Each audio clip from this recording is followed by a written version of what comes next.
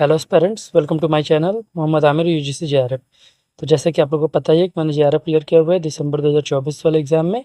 मैंने 99.872 स्कोर किया हुआ है और पेपर वन में जो मेरे मार्क्स थे वो 80 मार्क्स थे, यानी कि 40 क्वेश्चन जो हैं मैंने सही किए थे आउट ऑफ 50। ठीक है, तो ये अबाउट चैनल देख सकते हैं। नेक्स्ट आज लेक्चर 2 है, यानी टीचिंग एप्टीट्यूड पढ़ रहे हैं हम लोग। तो इसमें लेक्चर 2 के टॉपिक का नाम है learners characteristics and Bloom's taxonomy. ठीक है, तो कैरेक्टरिस्टिक्स ऑफ लर्नर्स की बात करते हैं। तो चार कैरेक्टरिस्टिक्स होते हैं किसी लर्नर के, किसी अ, विद्यार्थी के, किसी छात्र के या किसी लर्नर का चार कैरेक्टरिस्टिक होता है। पहला कैरेक्टरिस्टिक होता है academic characteristics, social characteristics, emotional characteristics and cognitive characteristic. ठीक है, तो एकेडमिक कैरेक्टरिस्टिक्स होता है कि at the age of adolescent, मतलब कि किशोरावस्था में बच्चा जो है वो स्ट्रांग इंटेलेक्चुअल ग्रोथ देखता है, शो करता है। मतलब एक बहुत जड़, बहुत मजबूत इंटेलेक्चुअल ग्रोथ की तरफ बढ़ता है। जैसे कि खुद की सोच, इंडिपेंडेंट थिंकिंग हो गया, प्रॉब्लम सॉल्विंग सीखता है। उसके बाद सोशल कैरेक्टरिस्टिक शो होता है कि लर्नर जो है वो डेवलपिंग आइडेंटिटी एंड पर्पज, अपने खुद की आइडेंटिटी और पर्पज डेवलप करता है। उसके बाद फैमिली और दोस्त, यार वगैरह हेल्प करते हैं उनको सेल्फ इमेज बनाने में। ठीक है, इसके बाद body image is specially important for girls. लड़कियों में, स्पेशली लड़कियों में बॉडी इमेज बहुत ज़्यादा इम्पोर्टेंट हो जाता है। उसके बाद आता है इमोशनल कैरेक्टरिस्टिक्स। ठीक है, तो इमोशनल कैरेक्टरिस्टिक्स में रैपिड मूड चेंज हो जाता है, मतलब जल्दी जल्दी मूड चेंज होता है। सेंसिटिव होता है क्रिटिसिज्म की तरफ, क्रिटिसिज्म लेना नहीं चाहते हैं। रेबेलियस टेंडेंसी होता है एडोलेसेंट, किशोरावस्था में रेबेलियस होते हैं वो टेंडेंसी उनकी। उसके बाद कॉग्निटिव कैरेक्टरिस्टिक्स होता है। कॉग्निटिव कैरेक्टरिस्टिक्स में thought and reasoning evolve with brain development. Brain development में थॉट और रीजनिंग जो है उस लर्नर का इवॉल्व होता है।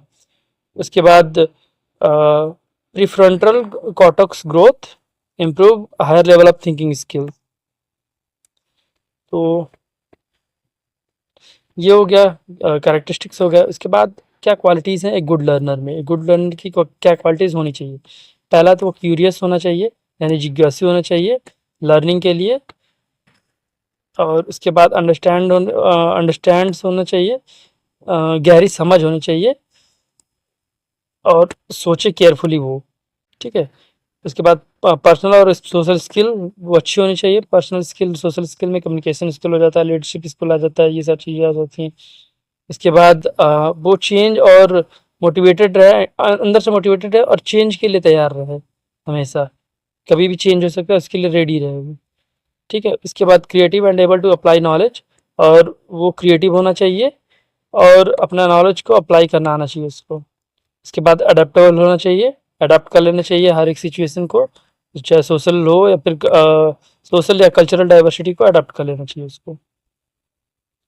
इसके बाद बात करते हैं कि क्या क्या फैक्टर्स हैं जो टीचर्स के जो अफेक्ट करते हैं टीचिंग को।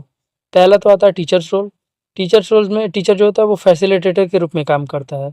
एक फैसिलिटेटर के रूप में काम करता है, यानी मीडिएटर के रूप में काम करता है लर्निंग के लिए। ठीक है, अब टीचर के का एजुकेशनल क्वालिफिकेशन, स्किल और एक्सपीरियंस और सब्जेक्ट में मास्टरी, ये तीनों मैटर करते हैं टीचर्स के रोल में। ठीक है, इसके बाद आता है लर्नर का रोल। तो लर्नर का रोल क्या होता है? लर्नर जो है वो इन्फ्लुएंस होता है लैंग्वेज से, कल्चर से, सोशल बैकग्राउंड से, इंटेलिजेंस एंड बिलीफ से एंड सोशियो इकोनॉमिक स्टेटस से। उसके बाद आता है इन्वायरमेंट एंड अदर फैक्टर्स। ठीक है, तो इसमें चार आ जाते हैं, जैसे कि सपोर्ट मटेरियल्स, यानी कि किताबें, टूल्स, रिसोर्सेज क्या यूज़ हो रहे हैं। उसके बाद इंस्ट्रक्शनल फैसिलिटीज़, यानी कि किस तरीके की क्वालिटी, किस तरीके की टीचिंग उसको प्रोवाइड करा जा रही, टीचिंग के टूल कौन से प्रोवाइड करा जा रहे हैं उसको। क्लासरूम का इन्वायरमेंट वो जो कि फ्रेंडली और इंक्लूसिव होना चाहिए।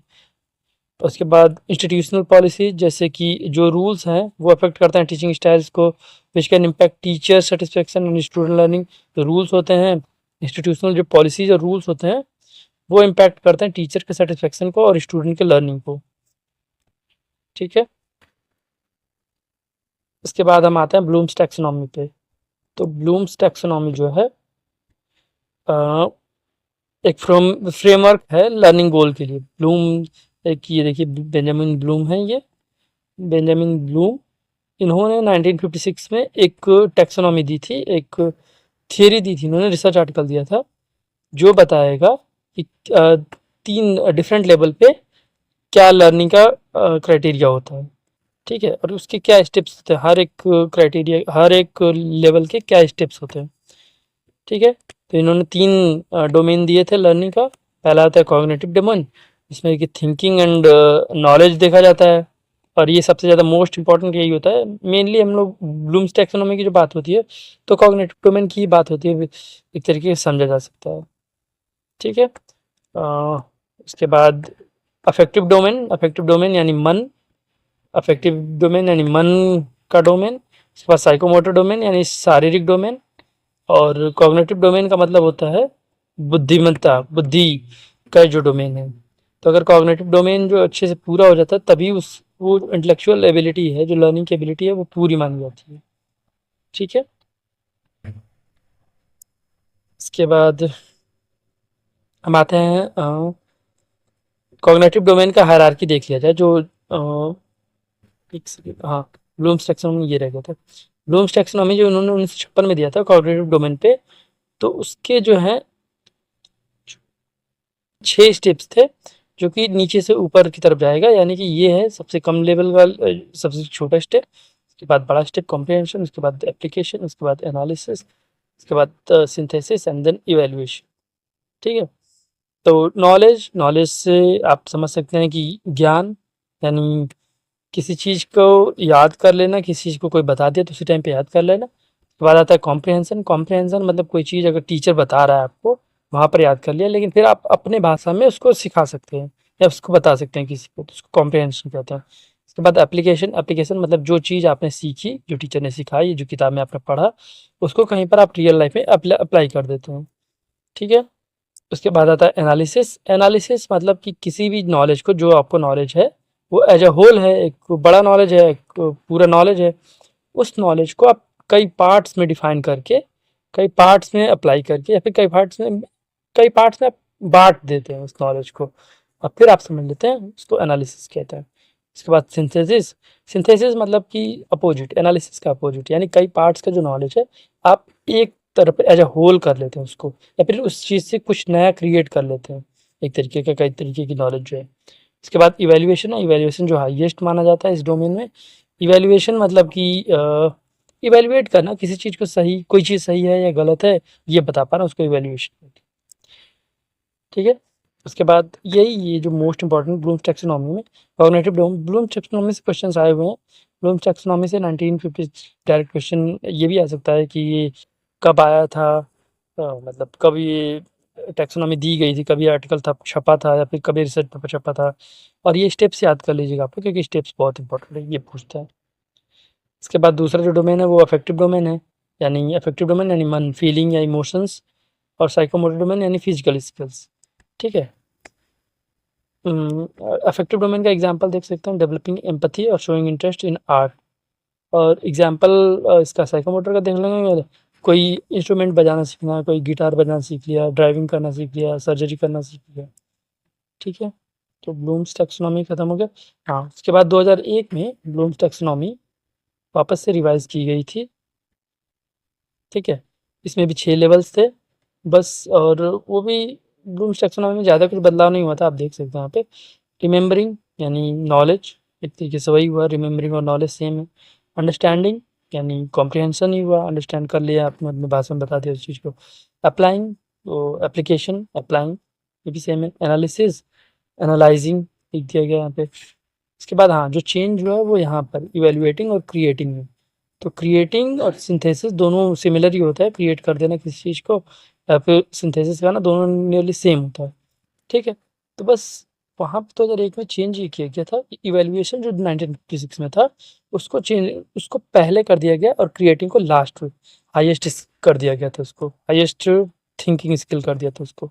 क्रिएटिंग को, कोई चीज़ आप क्रिएट करते हैं तो वो हाईएस्ट थिंकिंग स्किल में, उससे पहले ही आपको इवेल्युएट करना, अगर आप इवेल्युएट कर ले रहे हैं तो वो हो जाता है,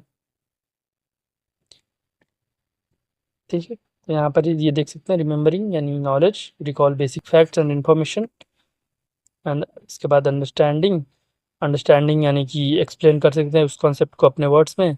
अप्लाइंग मतलब उस नॉलेज को रियल लाइफ सिचुएशन में अप्लाई कर दिया। उसके बाद एनालाइजिंग यानी break down information to understand relationship, हाँ छोटे छोटे कई पार्ट्स में इसको ब्रेक डाउन किया ताकि रिलेशनशिप अंडरस्टैंड कर सकें। इवेल्युएटिंग मतलब कि जजमेंट बना लेना, डिसीजन बनाना, क्राइटेरिया बना लेना कि वो सही है या गलत है। फिर क्रिटिसाइज करना, क्रिटिक बनना, इसको इवेल्युएटिंग कह सकते हैं। ठीक है। और क्रिएटिंग का हो जाएगा combine knowledge to produce something new. Creating का मतलब सिंथेसिस ही होता है।